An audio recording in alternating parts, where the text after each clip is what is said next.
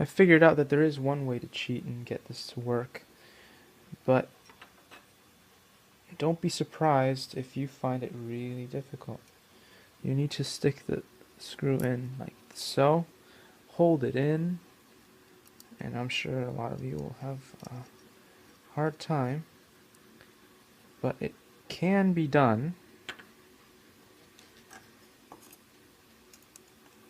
As you can see, I will do the other one too, just to show you once more. But this part is really hard to do. It's to get that little screw, see? Yeah.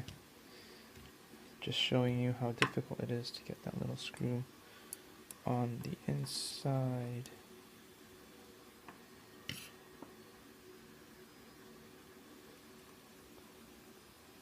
To match, it does not want to go. This one seems to be harder than the other one.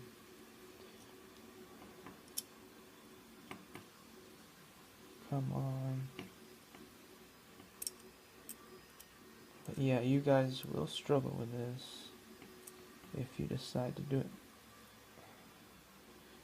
So the best way is to install this one in here first, and then mount the other one where I'm mounting this. So basically do the opposite of what I did and you'll be fine. It won't be as difficult for you. But yeah, I couldn't be bothered to just start over. So let's see if I can get this to work regardless of that little downfall. Alright.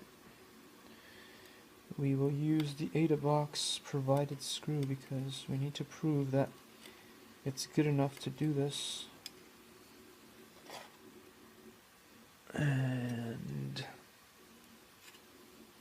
one more in there.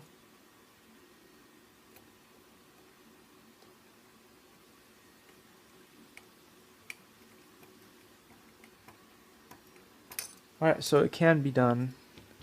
Now we need to figure out what needs to go in this slot there. I'm guessing it'll be the battery.